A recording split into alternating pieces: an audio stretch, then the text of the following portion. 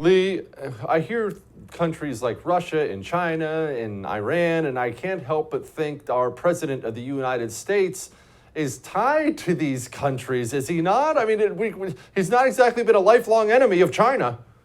Yes, that's the actual, the very significant factor here. What we're seeing, look, we are right to say, Americans are right to say, our real problems are here at home with the Biden administration, with Biden's Department of Justice, with Biden's chairman of the Joint Chiefs of Staff. All of these people are hunting Americans.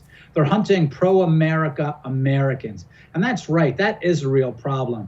But that should not distract us from the fact that we do have foreign adversaries. And here's the problem. Those foreign adversaries are partnered with the Biden administration. So you mentioned China, of course, and Hunter Biden, the entire Biden family's relationships with the Chinese Communist Party are well known. But it's more important to think of it in terms of structural relations, right? The Democratic Party is structurally pro-China. They can't conduct presidential campaigns without money from big tech, Wall Street, universities, and Hollywood, right? That's where their donors are from. All those four institutions and industries are tied to Chinese money. They need Chinese money to flourish. So the Democrats, again, structurally pro-China. If you look at what's happening right now, while all the attention is on Ukraine, at the same time, the Biden administration is moving very close to getting back into the Iran nuclear deal. What the Iran nuclear deal is, pay no attention to everyone who's been trying to disguise this for the last several years.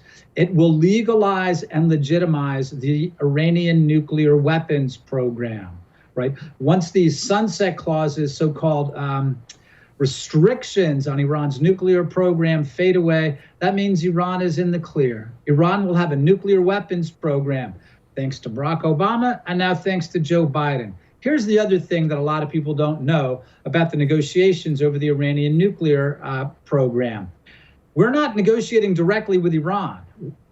Our mediator, the person who's the country who's mediating on behalf of the United States, is Vladimir Putin.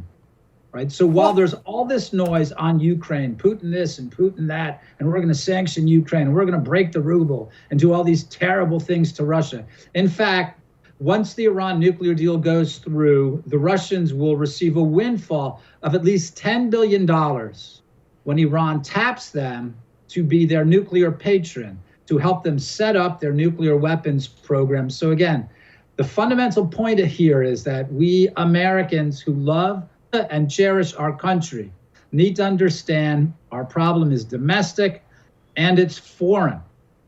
And our domestic adversaries, the people who hunt us here, are partnered with very serious adversaries abroad. And now those people are conducting war games in Latin America. Lee, okay, there's no excuse for the Democratic Party being in bed with China, as you pointed out, and how they are. But let's take that and let's just set that aside for a moment. Why be in bed with Iran and Russia? It doesn't make sense. Help me make sense of why they would want to deal with the largest state sponsor of terror in the world, Iran, and then Russia. Why? Jesse, for a long time, the United States, its foreign policy has been, and a lot of this is noise. A lot of it's our messaging campaign, but how we talk about shared values with other countries, whether we're talking about European countries, the United Kingdom, France, Germany, whether we're talking about Middle Eastern countries like Israel, whether we talk about Canada or Australia, we talk about sharing values as democracies, right? So that tells you something, again, about the Obama-Biden faction. Why do they want to realign American interest in the Middle East with Iran, right?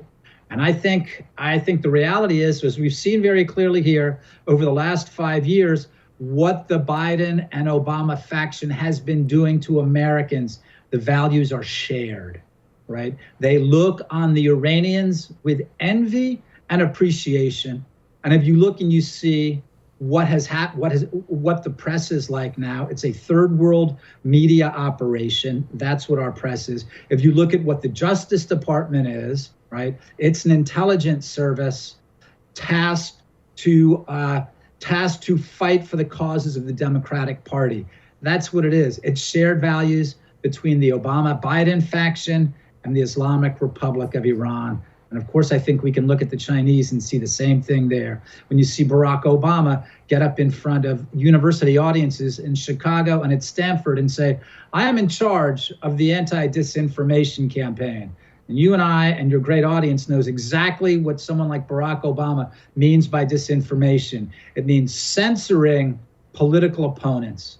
When the former president of the United States says, I am going to dismantle the First Amendment against my political opponents, you know what kind of moral value, what kind of values the people who are now governing this country hold. Shared values with Iran and China. Don't miss Jesse Kelly Breaks History, The Forgotten Genocide, the first episode of a new series available now exclusively for First TV supporters. Visit the First TV app or thefirsttv.com to subscribe and start watching today.